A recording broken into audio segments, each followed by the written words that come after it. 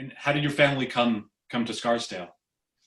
My understanding from what my father and mother had told me was after the Second World War, both of my father's older brothers had moved to New York. They moved up to New York because they weren't going to go back down to North Carolina. The family was originally from North Carolina. Had to do with the fact that, that frankly, after serving overseas and being shot at and what have you, they didn't feel like coming home and getting shot at or lynched as well. So they thought one war had been enough. It was time to try to do things a little bit, given at least an opportunity to do something differently. And my father's father had died before my dad was born in an elevator crash. So his older brothers were kind of the dads he mostly knew besides his uncle who helped raise him. My father wasn't allowed to fight in the Second World War because his two older brothers were overseas. So he became a teacher and he taught officers, he taught people how to read and write, because a lot of people, and he was a college student. He'd sat in, he was at Clark College in Atlanta, had been one of the early sit-ins at the restaurant counters. Wow. Which was 2 weeks before graduation. So they got he refused to apologize, so he got expelled 2 weeks before graduation. Is your dad Jasper? Yes, that's Jasper. Okay. And he never, the university years later kept trying to get him to accept his degree, and he refused. He was too prideful. I was like, Dad, just take the degree, just take it. But, whatever. But my father, who we all called, my friends called Mr. P. So he basically was going to go in originally as an officer. He was going to go, but because of his brothers and those poor boys, all that got killed, and when the ship went down, he was not eligible to serve.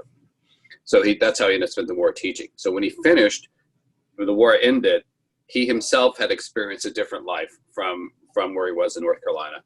And with his brothers both up north, he felt there'd be more opportunity when he had kids, he felt there'd be more opportunity for his children and for himself to come up north. Now, my mother was a teacher, has been a long line of teachers. So she had already graduated from college and had a teaching position. And so she came up about 2 or 3 years later. My three eldest siblings were born in North Carolina.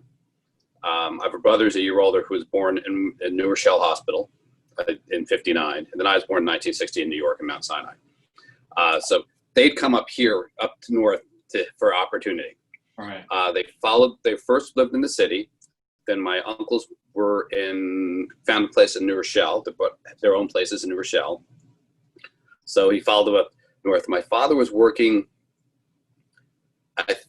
he did catering or I guess like a house servant. Sometimes they do catering, dinner parties, help people with their dinner parties. He worked all sorts of jobs. And a family he worked with said, well, Jasper, you should move to Scarsdale. They have good schools and, there's places for you to go. Because of the kind of redlining and GI Bill issues, blacks really couldn't get mortgages in many places. So his friends, actually, my understanding, were the ones who gave him the money to buy the house with cash. And his friends were white. And I don't remember if it was the Barricinis or the Friedmans, or they're like the Barricini chocolate families who live in Scarsdale, Barricini ice cream. And the Bryers were there, and there were a lot of very wealthy families in Scarsdale at the time. And my father got to know some through the dinner parties and things that he catered and other things. And so they gave him the money to buy the house, and then he paid them back. Because once you already had a house, you could get a mortgage. If you didn't have a house, you couldn't get it. Oh, God. That's the story that my father told me. Honestly, that's before I was born. So, and I knew those families later in life. So I don't doubt that they did something like that, or at least gave them the money for the deposit, whatever it was, the down payment, like 20% or something. Yeah. So that's when he bought the house. And then my mom, my eldest siblings, moved up here. And a couple years later, my brother Mark was born. And then the year after that, I was born. I was trying to find, there's a newspaper article which I can't find. I have a hard copy. I thought I had it, but I'll see if I can find it, and part of the article talks about when back in the 50s, and I guess it might have been the early 60s, but I don't remember this being the reality. The post office wouldn't deliver mail to our house or to those houses on Saxon Woods Road where the black families were. And is it in the Times or the Inquirer? Do you know? I think it was in the Times. It might have been the Reporter Dispatch or something. Okay, But there was an article on it. He does talk about it, and I mean he's in the Times on another article about the area, which you probably could find. Yeah, 78 maybe. From 1978, right? There's an article in there. That's a different one. There's another article. I'm trying to find a copy of that. But what happened was he and some of his friends from Scarsdale, who happened to know, one of them they were involved in politics, I guess, went down to Washington, the Postmaster General, and had an appointment with the Postmaster General. And then the mail started being delivered. Wow. And so from a perspective of some great things that happened in Scarsdale, probably because of access and the friends that you could have at the time, he was able to get things done that other people might not have had, meaning like get mail delivered, for example. And then the mail, so I remember, used to be delivered twice a day, morning and evening. But back before we were kids, that's what mail was. Mail was delivered you had morning mail and evening mail. Right. And we had milk delivery. You had like the guys who got the milk truck and really have like a little box out front of your front door. They'd bring your milk daily and your butter and what have you. And Scarsdale had all of that when I was little. Could probably plan a dinner party and get the invite and the reply back in the same day. You probably could. Like sending a message by your butler or something. Mm-hmm. That's an interesting observation about the piggybacking on other people's influence or power or whatever, in a way. And that was very much a reality in Scarsdale. When I grew up there, you never asked anybody what their parents did. Mm-hmm. That's considered really rude. And maybe your best friends, you could know people for years and not know their last names. Because it didn't matter. Although you knew, because you knew their parents were Mr. Weisberger, Mr. Marks, Mr. whatever, Mr. Kennedy, whatever. You knew the parents' last name if you saw them. Right. But you really didn't, pay attention to what people did, because it was considered impolite to ask back in the day. Scarsdale was a very mannered, very, very mannered community. Mm-hmm. You had to compete on grades. The things you competed most for were grades and sports. We had some really good sports teams, and academics were always the number one thing. Yeah. We were fortunate to be a Quaker Ridge School. Right. And I know Heathcote was the same, Fox Meadow, they all were the same pretty much, I would think. Quaker Ridge was K through 8. So when I was in kindergarten, my second eldest brother was like in 7th grade. I had a brother a year older. Then he went off to Groton School up in Massachusetts. My brother Mark and I are the only two, the one who's a year older, are the only two who graduated from Scarsdale High School. Others went to boarding school or? Boarding school or private school. My sister, when she was, I don't know the exact age she went back to North Carolina because she had lived in North Carolina. She was born in 1948. So when they moved up to Scarsdale, it was already 50 something, I think 54 or 52 or something like that, 55 maybe. She'd already had friends and things like that. And except for, I remember her best friend's name was this girl, Peggy Davis was her best friend. She lived over on Crossways. But anyway, she ended up going to school back down to North Carolina for school and went to college, got married. And she's actually the only one in the family who lives in Westchester now. It's funny. Just a couple minutes ago, you mentioned Mr. and Mrs. Weisberger. So I spoke, because I won't turn down a conversation with anybody, with Doug Weisberger a couple days ago. Yeah, I know Doug. He's Michael's older brother.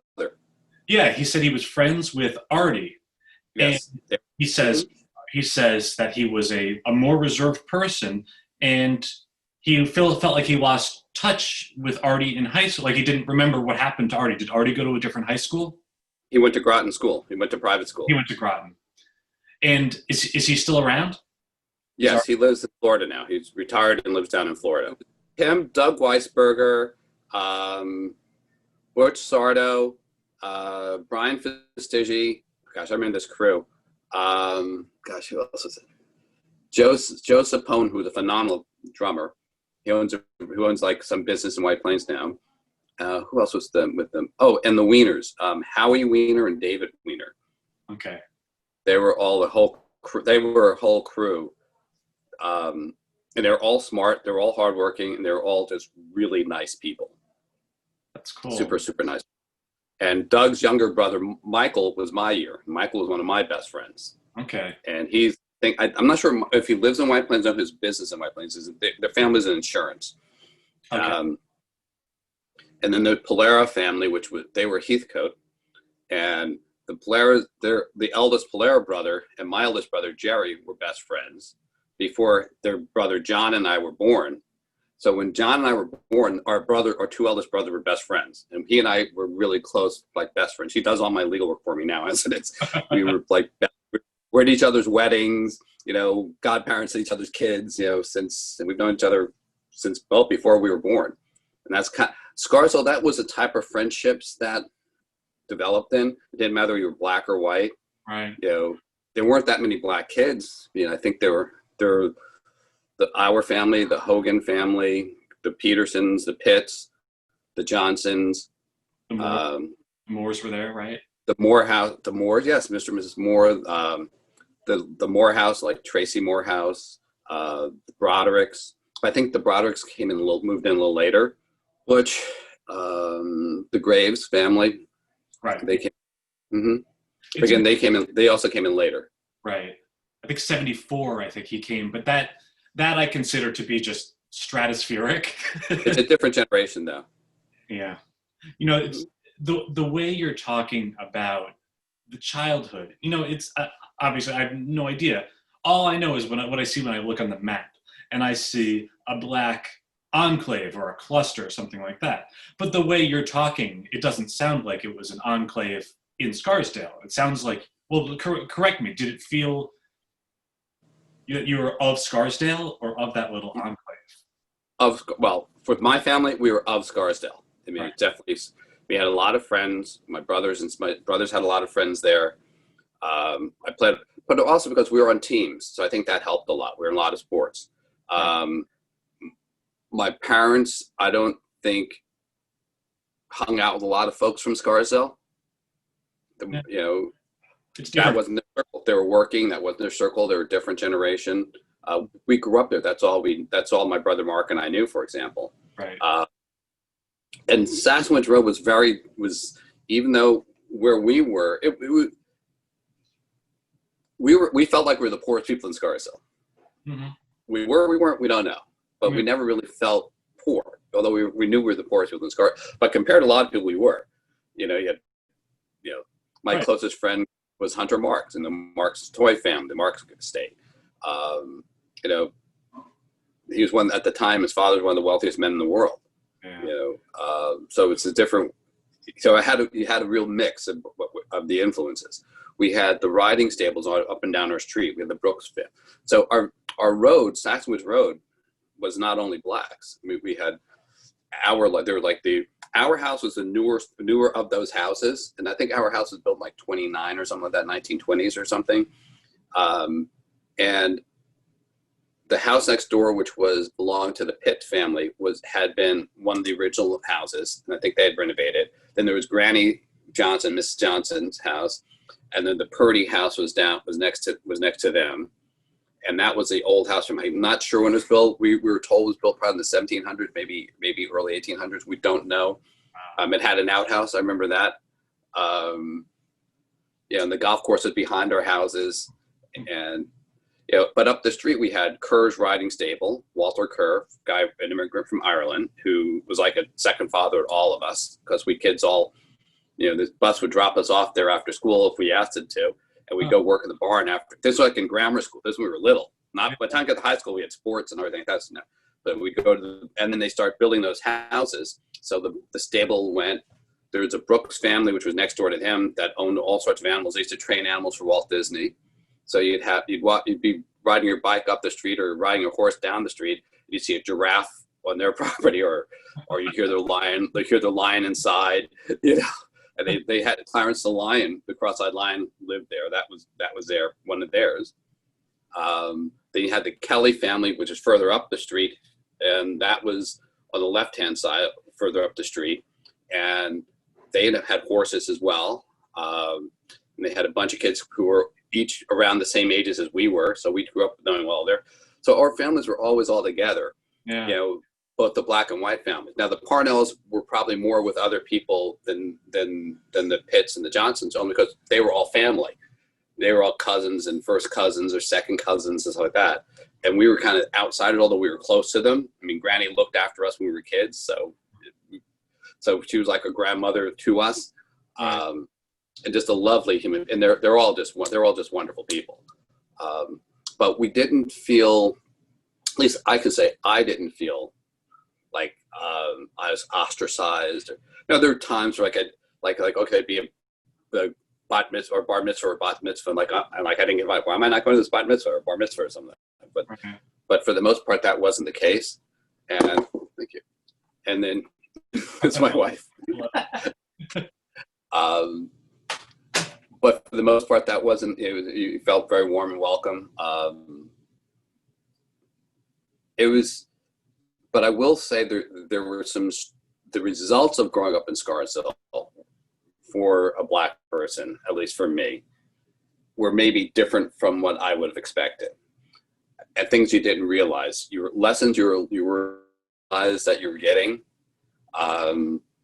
that affected how the world would look at you later. So, for example, most of my friends' fathers and mothers, or fathers or whomever, either own their own business, or doctors or lawyers, or had just stupid money. They had the ability to, and I grew up with that. So what you learned socially was how to be in that world. So we had a lot of people from the United Nations at the time that lived in Scarsdale. So they'd have like the ambassadors' homes and things like that would be there. So our neighbor, when they built two houses next to us, once we had the South African representative to the United Nations who lived next door to us during apartheid, by the way. Oh. And his kids and I were all the kids, we all played together. And I taught his son how to ride a bicycle. Oh my God. And so when you get to the world and you're a black guy, you say, oh, well, I ride horses. I grew up riding horses. I grew up skiing because that's kind of what I did. I would go skiing in high school with my friends, like the guy, Tim Horner, who reached out to me about you. He and I skied almost every weekend, So, oh, you're black and you ski? People would think that you're a BS artist because because it didn't fit their stereotype of what a black person would be. Right. So Scarsdale, in a sense, cut me out of being a stereotype, because what was comfortable and what's natural to me, whether it be my speech pattern, like I went to Howard University my freshman year of college, historically black university, great school, a lot of wonderful people there. I was such a fish out of water in so many ways because that wasn't my life. And I still remember being so offended when a professor said, then the president of Howard said, don't worry about A's and B's, but be black. And I'd say, wait a second, I'm going to college. College is about grades, so I go to law school or wherever. It wasn't. And that was, the Scarsdale attitude was worry about your grades first. Right. Everything else second. And it's just like, wow. And I remember people saying, well, you don't speak black. I said, what do you mean?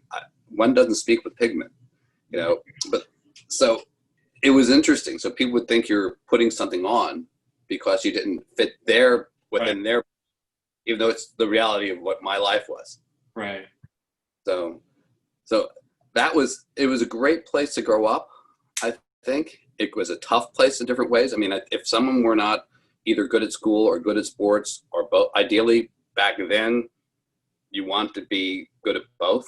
Right. That was your goal. That was what everyone admired, what you looked up to. You wanted to be the kid. You didn't want to be a jerk. You didn't want to be you didn't want to be a dumb jock. You also didn't want to just be a brainiac. You wanted to have good grades. We looked at the well-rounded. That was, of course, that was my year. The year above us was very different. Each year had its own kind of different personalities. And but I think that's normal for most communities. And as a teacher, you probably saw that with the students you taught.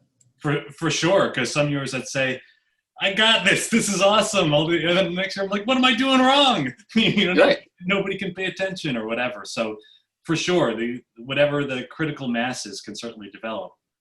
So, I mean, it really sounds like what your dad hoped to achieve by coming to Scarsdale was fulfilled. I think so. He didn't want us to be stuck in a small box. I remember he used to say things, why be a big fish in a small pond when you can be a big fish in a larger ocean? Yeah. The view's much better. Yeah. And I'm trying to think of the alternate reality George Parnell who grew up in North Carolina and the path your life would have taken. And it seems like it probably would have been somewhat pretty different. When I look at my cousins, and I've quite a few cousins who were their first cousins who I've known my whole life, and their lives turned out very, very differently. Yeah. And I know the world is not a perfect place. And my mom and I used to have this argument all the time. My mother was very involved in civil rights, by the way, so they both were. But I also know that if you allow it if I allow myself to become bitter at the world, I'm just a reflection of the bitterness in the world that I see, and I don't want to do that. Right.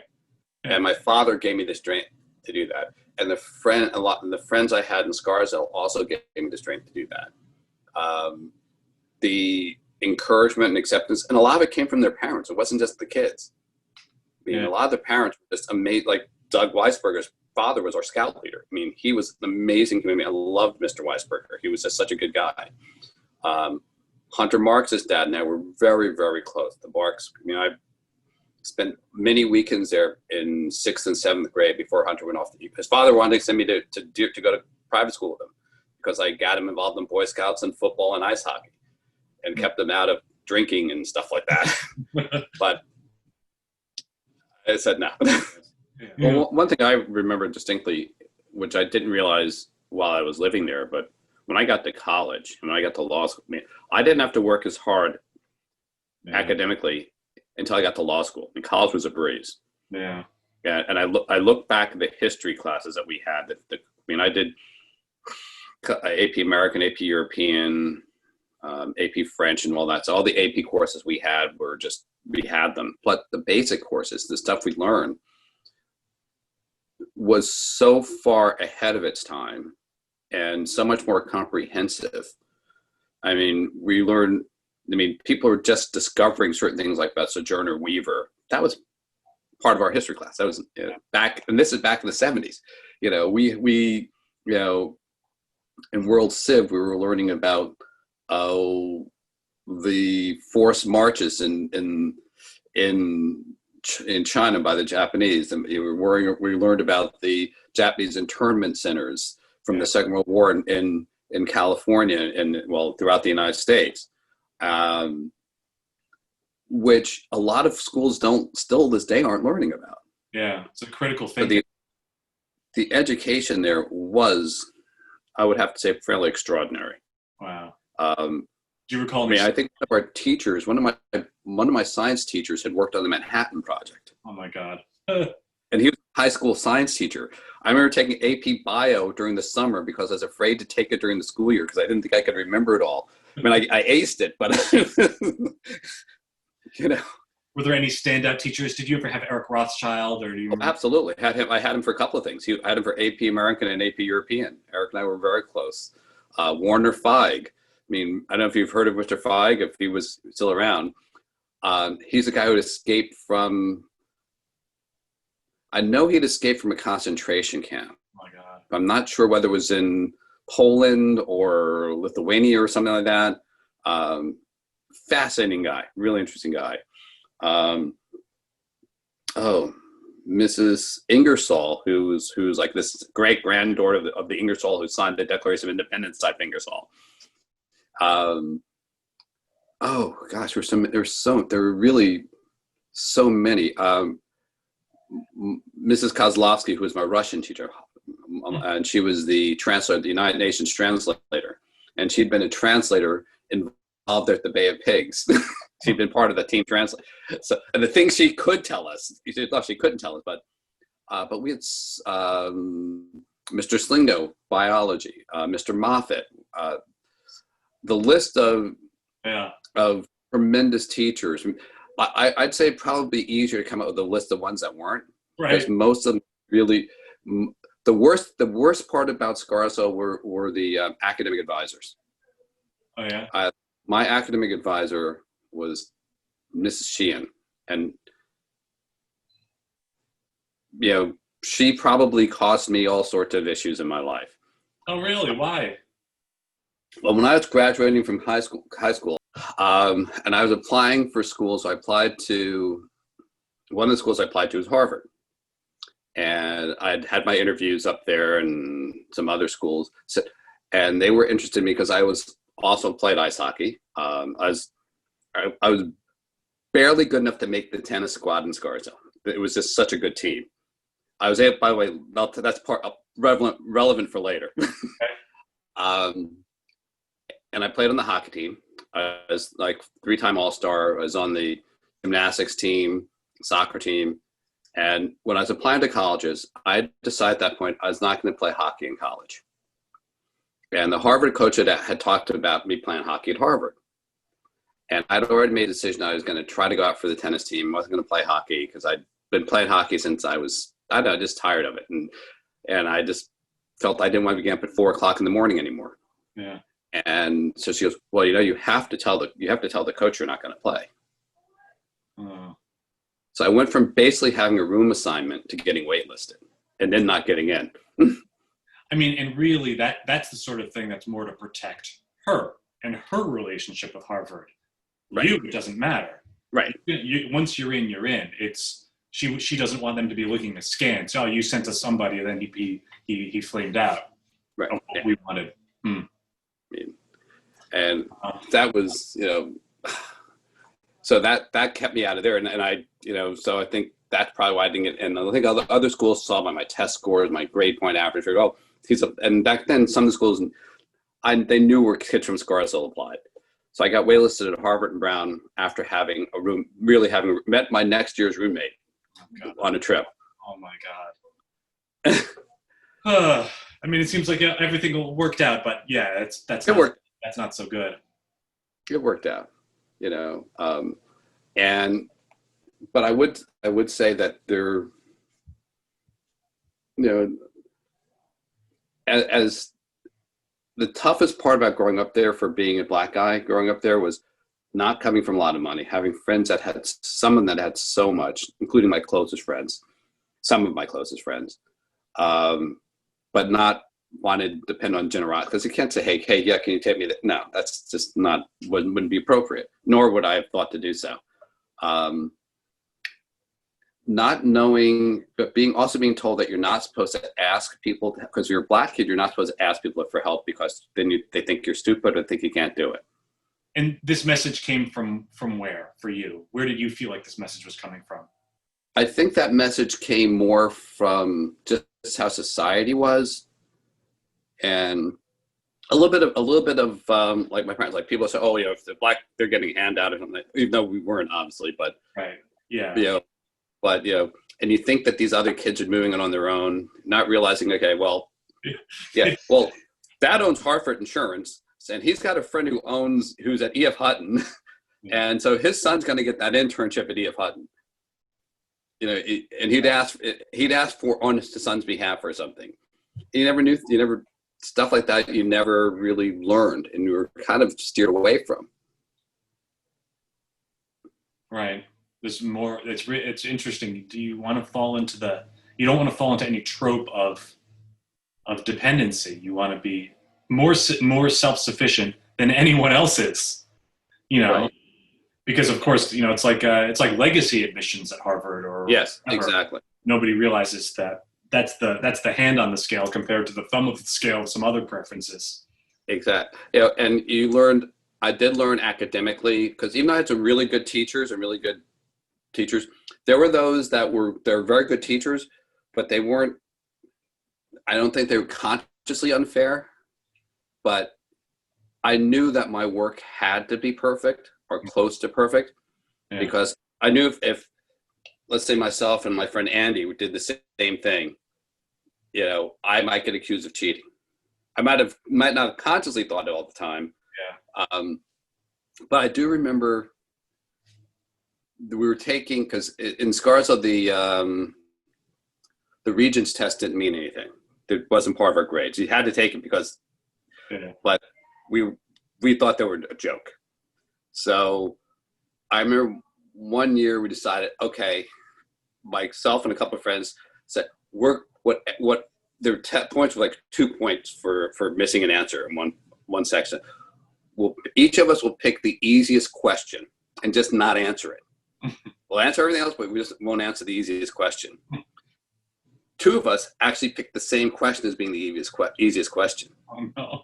Now, mind you, we're complete opposite sides of the room, but we both got called in. Or I got called in. Like, what? I said, well, who could I have been cheating off? First off, I have over 100 average in the class. Who could I be? Why would I cheat? And my math teacher said, listen, George, I know you're not cheating, but the dean's cheating. Because, well, it's very unusual. I said, well, she goes, and then I can't remember, I'm trying to remember his last name. It's a great teacher. That, because, you know, whatever Sheehan's first name was, I don't think there's any way that George would be cheating. He doesn't need to. I mean, now maybe someone was cheating on him, but I don't think he was cheating on anybody. He said, well, how come then they missed the same question? Well, who's they? Well, I can't tell you his name. I said, well, what happened? Because George, what happened? Well, a couple of guys on his site were going to pick the easiest question and just not answer it. Why? Well, a 98 is still an A+. And we already had A+ in the class. And these don't count towards our grade. So I thought, you know, and only geek would get it perfect. Yeah. Oh, okay. And they were like so peaked. Well, the math teacher was funny, but the dean was not happy. But the other students didn't get called in. Yeah. Then I didn't think about that for years. I didn't realize that for years. Because it's actually one of our unions goes, hey, do you remember that math test? Why did we just? I don't know. I got called in. You got called in. They never said anything to me. I was very good in high school. Obviously, this wasn't a racial issue, but a bunch of kids were drinking on a chorus trip that we had to Boston, and it was like they asked a bunch of people, and the kids who admitted it got suspended for a day, and they never asked me. And so I went down to the principal's office, and I told them I was drinking too, and I got my suspension for the day or whatever. But it was, you know, they did. It's like he's a good kid. He wouldn't do. They didn't even bother. I'm like, you know, it was. You're almost insulted. You're like insulted. What you must think I'm a loser? No, it wasn't that. It's not cool enough to do this. It seemed unfair to see the parade of my friends getting suspended, and I was seemingly above reproach, or whatever. And then you became a scout leader later. You see, that's what happens. Yeah, exactly. Atypical scout leader, but a scout leader nonetheless. How about dating? Did you date in high school? Yes. And that was as fluid as the friendships you're describing? I think for the most part, yes. I had very nice dates, very nice girlfriends. For the most part, the families were okay. I mean, I had one family whose father kept saying, well, you know, when you finish school, you're going to come work for me. And that didn't happen. Thank goodness. I was like, because I know what that meant. And his daughter is one of the most brilliant humans I've ever met in my life. Absolutely off the charts brilliant. PhD from Harvard, another PhD from MIT, ran Area 51 for a while, just absolute genius.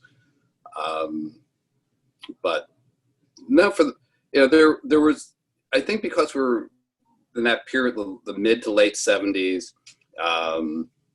and they all realized that we were young. None of us were planning on getting married.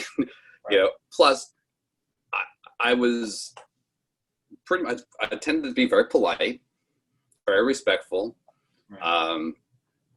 if I went out with the daughters, I always had people home before midnight, usually between 11 and midnight. A big date for me was some girl coming to watch me play hockey or something, or come to a gymnastics meet or something, or soccer game or whatever. And then we'd go for like Burger King or Pizza Hut or something. And it wasn't all innocent. Obviously, there were a lot of stuff that we did that we probably shouldn't have done. But back then, a lot of people were doing. We didn't have. That was life before AIDS and herpes and things like that. So it was a little bit. You didn't feel like if you kissed someone that might kill you. You know, it wasn't necessarily a death sentence or a life sentence for something. And a lot of dates I'd have where people would be studying together. We did a lot of study dates. It was. Yeah. I mean, I know there may have been a lot of other people doing other things, but I didn't drink. I never drank in high school. I didn't do drugs. And part of it, I knew if something happened, I would be held to a different standard. Yeah. I didn't want my family down. Fortunately, we were really good friends with most of the police in town. And we made it a point to know them, so they knew us. And I think growing up there with the elder siblings, they kind of taught us to make sure you know the cops. Make sure they know who you are. And the cops were also, I don't know what they're like now there, but back then, for the most part, they were really, really good people. I mean, I had one bad experience.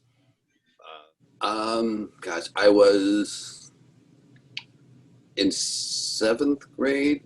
Yeah, so I was like 12 or 13, probably 13. I was coming back home from playing tennis at Crossways. Mm-hmm. Back in a 10-speed bike, and it had a tennis racket, the frame, and a can of tennis balls. And what I tend to do on my way back is I told my friend Susan, who was a couple years older than I was. She was Susan. Yeah, it was between. It was 9th grade, so I was 15, 14. I was coming, because I was a little younger. I turned 16 as a junior. So anyway, I stopped at her house, which was on Rock Creek Lane, and I rang the doorbell. And she had one of those intercom things where you ring doorbell, like, who is it? So I rang the doorbell. I said, "Hi, Susan, it's George." She goes, as I beeping, I'm waiting, nothing. And I knew she knew I was coming over. I said, this is weird. So I rang and I sat for a moment. And then she goes, she comes and goes, "I'll be down, man. I'm in the shower. I'll be down in a few minutes. Just wait for me." So my bicycle is in the middle of the driveway with the tennis rackets. And I'm wearing probably tennis whites. I was wearing definitely tennis clothes. They may not have been whites. I think definitely white shorts, but it might not have been a white shirt, but definitely tennis stuff. And this cop pulls into the driveway. So I see him pulling in, so I get up and he goes, "Come over here." I don't know. And I don't know if he said boy or just come over here, kid. It was just something, but I didn't like his tone. I remember that. So I come over, I go, "Oh, can I help you, officer? What are you doing here?" "Waiting." "Waiting for what?" "My friend." "What friend?" "My friend. She's in the shower." So, you don't live here. You don't know anyone there. I said, "Yeah, I do. It's my friend Susan's house." He goes, "Yeah?" I said, "Officer, what's the matter?" He goes, "I don't think you belong here." I said, I come by here almost every day." He goes, "Yeah? How do you know her?" "Well, we went to school together. She's a few years older than I am. And I'm going for some lemonade." "Well, where is she?" Like I said, she's in the shower." I goes, and at this point, I'm starting to realize. I said, "Officer, what's your name?" He goes, "Don't talk back to me." I said, "Excuse me, officer, but do you know Chief?" And at the time, it was like Chief Anderson. He goes, "I'm just curious because I've never seen you before." Mm-hmm. He goes, "I'm asking the question." I said, "Okay." So I'm kind of looking at his badge. I said, okay. And it was like, officer, it was some weird, it's like, Officer Dick. I just remember it was just, so all I could see was Dick. And I don't know whether it's his first name because he kind of blocked his badge for me. I said, "Okay." I said, "Yes, sir." And then just as he started to say something else, Susan goes, "George," opens the door. "Hi, George, what's going on?" I said, "He asked what I'm doing here." I just goes, "Oh, he's here to have some lemonade."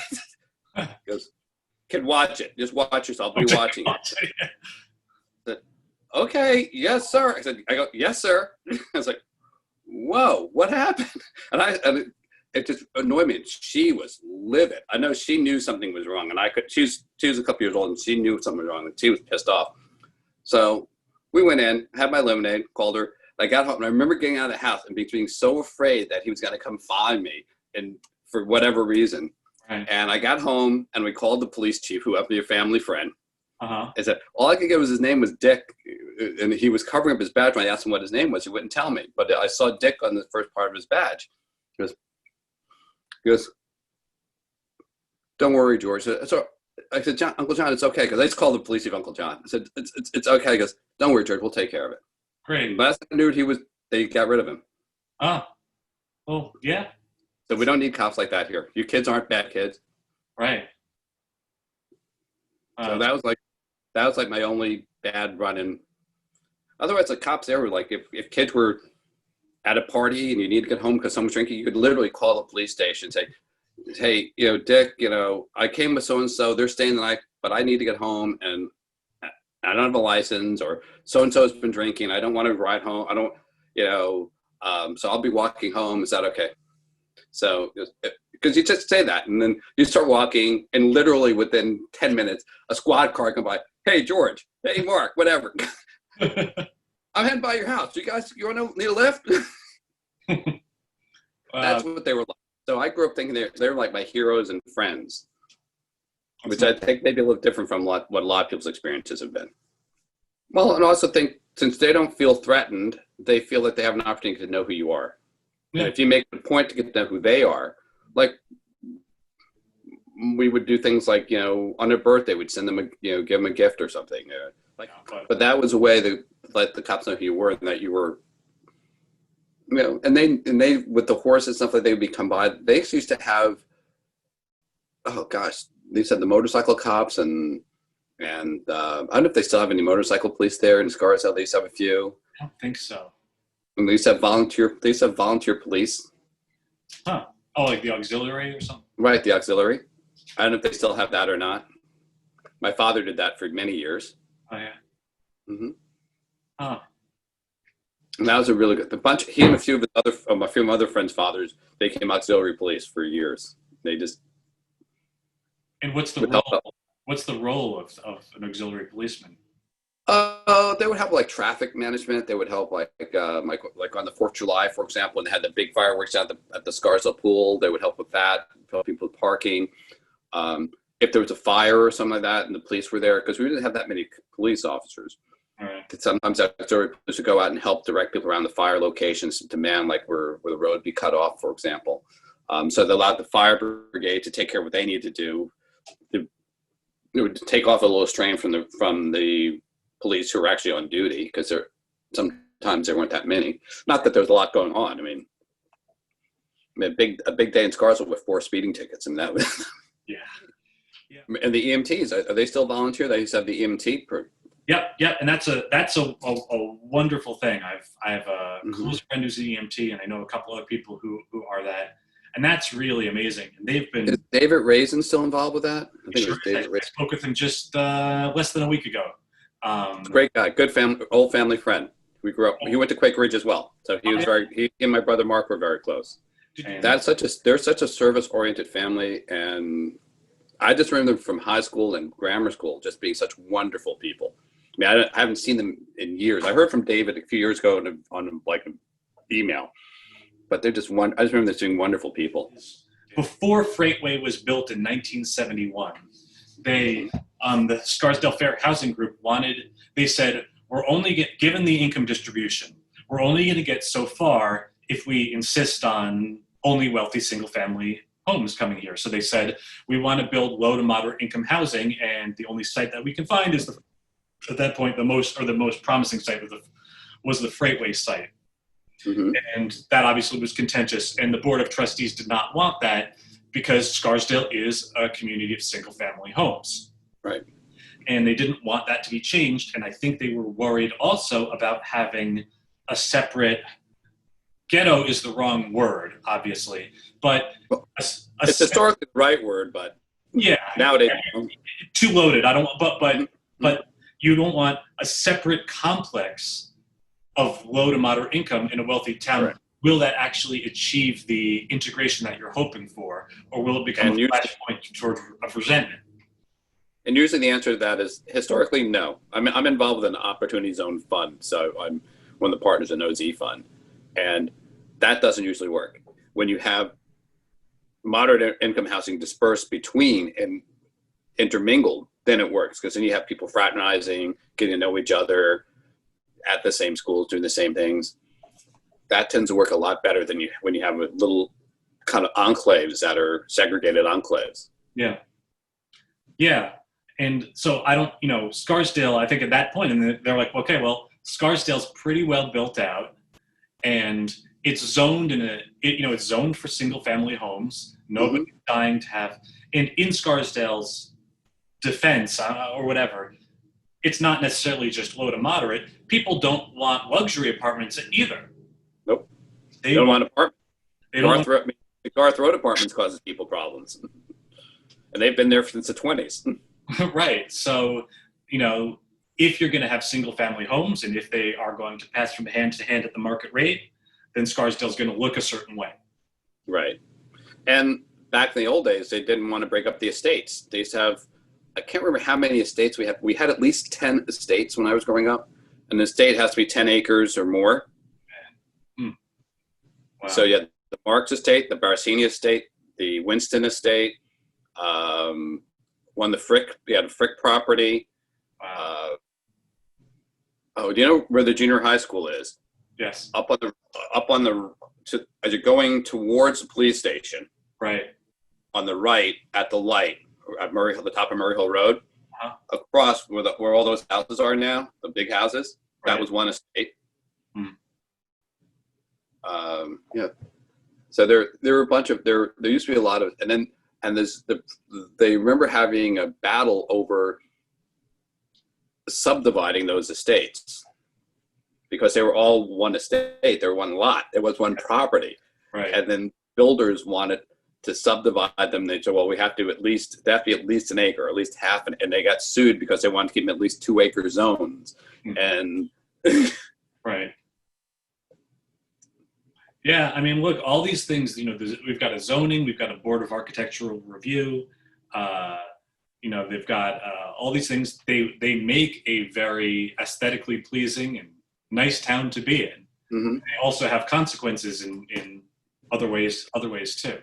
Well, the demographics of Scarsdale has changed quite a bit. I mean, I think I remember at one point when I was at some point Scarsdale was about 80% Christian and about 20% Jewish, right. Of which blacks would sit on the Christian side mostly. It was like 0% Islamic, no Asian families, right.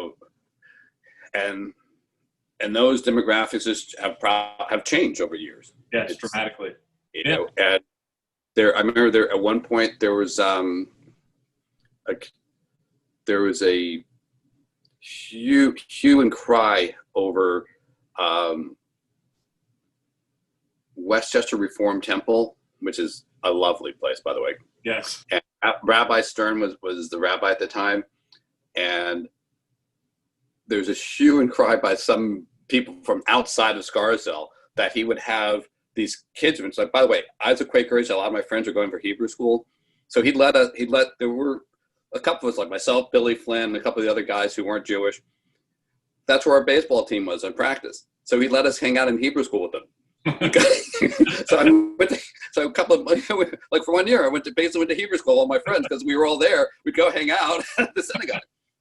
And some outside group got all upset with him for letting us be there because we weren't Jewish. The Jewish group, whatever, but either way. Yeah. Right. But they were like some, not Orthodox, but very conservative, like super conservative, but not Orthodox. And they thought, well, you can't do that. So what? And Rabbi Stern's like, wait, we're Reformed. We have girls here. Yeah. And they were upset about the girls. I'm not sure which they were upset more about, us or the girls. But we're Reformed. Yeah.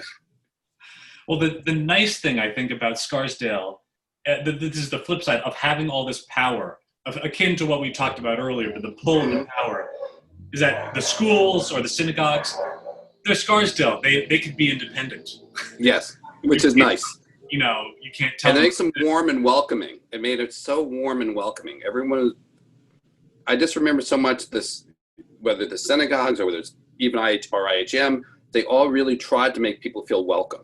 And that was what, to me, stood out so much about Scarsdale versus many other places I've lived. I mean, I've lived lots of places. But growing up there, maybe it's because people were taught to be polite. Right.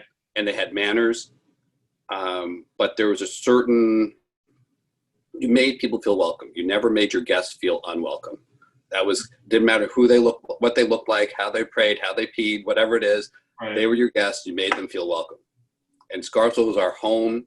So if someone's visiting our home, you make them feel welcome. Right. That's really. And that was was so cool. And I think that's why, for me, at least by the time I came along. Now, my older sister would have had a very different experience in the 50s. Probably. Maybe, I don't know. Yeah, in some ways, yes. My brother Artie loved it. You know, he was like late. He was a '60s baby. Like right. He was at those years in the '60s. So yeah. But he still went to private school. Cool. My brother Jerry, who was the oldest boy, went to. My mother was teaching in Tarrytown. He left Scarsdale because there was it wasn't his football coach, because his football coach was Pat Menon, and they stayed pretty. He was a really pretty good guy, but some of the other teachers at the time were just brutal on him. They were just brutal to him. I mean, just you're going to go work at a toll booth or something like that. Which not that there's anything wrong with working at a toll booth, but right. You're never going to be anywhere. You're not going to do anything, and just go play football, do your track, and forget about grades. So where did he go? He ended up going to Sleepy Hollow because my mother was a teacher. My mother was a teacher up there, so he went to school up there. And then he went to. He was a great football player. He was one of the star football players. Helped Scarsdale win the state championship or something like that. Huh. And he got drafted his senior year. He got drafted to go. A bunch of his friends went to the military, because back then, that's before people stopped going, because you grew up there, you got drafted, you went. Right. You went to college, and then you'd go. But I had a picture of his full football team from Quaker Ridge, and I think Frank Gifford was his coach then. Frank Gifford was a coach the Quaker Ridge football team, because his oldest kids, Kyle, Jeff, and Vicky, we were all close family friends. Kyle and Jerry played football together. Jeff and Artie were really good friends with Doug, along with Doug Weisberger. And Vicky was a couple years older than I was, but very good friends. She married Michael Kennedy. And wonderful, beautiful, beautiful woman inside and out. Just a beautiful person. But that was, that's who we were. That's what Scarsdale was. I mean, yeah. We had Quaker Ridge. We had Joe DiMaggio come Joe DiMaggio, Mickey Mantle, and Joe Namath came for a school assembly to teach us kids about trying and effort and teamwork, et cetera, and so forth. I mean, Joe DiMaggio. I mean, come on. Mickey Mantle, who to me, sorry, no offense to anybody, but who sits on the left hand of God? Mickey Mantle. You have Broadway Joe Willie. It's like you're meeting these deities effectively, and but it was normal. That was what your norm was. Which, when you get out of Scarsdale, yeah, you're in the wider world. They think either you're a BS artist or you had to be super rich to do that. And you said, right. No, I'm neither. Yeah, it didn't matter, and it really didn't matter if you're black or white. But if you're black, especially, was that extra hurdle. And when you're taught to run businesses, not work your way up to running the business, it's a little bit different when you start working, They must have thought you were a complete fantabulist at college. Oh. You met who? You did what? This guy's a complete imposter. Yep. And then well, here's a picture. It's like, oh, okay. Oh, no. So you end up not talking about anything. So you end up not telling anybody anything about who you are. And then they wonder, why do you Yeah. But it was easier not to tell people stuff than try to explain it. Did Howard have a hockey team? No, Yeah. but I walked on. That's where Howard was a D1 tennis program. I couldn't play for Scarsdale. I think I played doubles, one varsity match in doubles in Scarsdale. Okay. So I was like, we had a squad of 15. I was like 13th man, right? Tennis in Scarsdale, yeah. I was able to play D1 tennis. I was a walk-on and played D1 college tennis. That's how good Scarsdale was. Wow. Our number 7 singles player, I think, was ranked number 14 in the country in the boys 18s. That's how good we were. Awesome. Very cool. Yeah, the guy Tim who called me about you. Mm-hmm. Tim and I'm godfather of his daughter. He and I've been really close. We great buddies. Tim was ranked number 11 in the country, and I think he played number 5 or 6 for us. Man, that's wild. The guy who played number 4, who played number 2, was number 4 in the country. You know, She was a lot closer to the Petersons and Johnson kids because they were all older than I am. They were all at least 5 or 6 years old. The youngest was probably 6 or 7 years older than me. But they had most of the kids would now they're 7. And that's my sister's age. My sister's like 72. Okay. So I think they would have and they'd have a different perspective. They had all, along with Helen and Jerry, had all gone to the one-room schoolhouse on Griffin Avenue. Quaker Ridge was a single-room schoolhouse. It was K through 8 back in the day, and they all went there. Do you know where Quaker Ridge Country Club, the Quaker Ridge Golf Club is? Yep, that stone building, right? That stone building, that was the schoolhouse. That's where my eldest siblings went, and that's where the Johnsons, the Petersons, and the Pitts children had started. And I don't know when that schoolhouse was founded, probably 1800s or something, I would guess. I think that one was 1901. Okay, so it's Noah's old, but yeah, it's very old. It replaced a wooden one, also in the same area, in the same location. All right, I'm gonna head on out. But anyway, it's been really great talking to you, George, and I'll talk. Jordan, real pleasure. Yes, have a great day. Okay. Absolutely, we'll be in touch. Great. Bye-bye. You too. Take care. Bye-bye.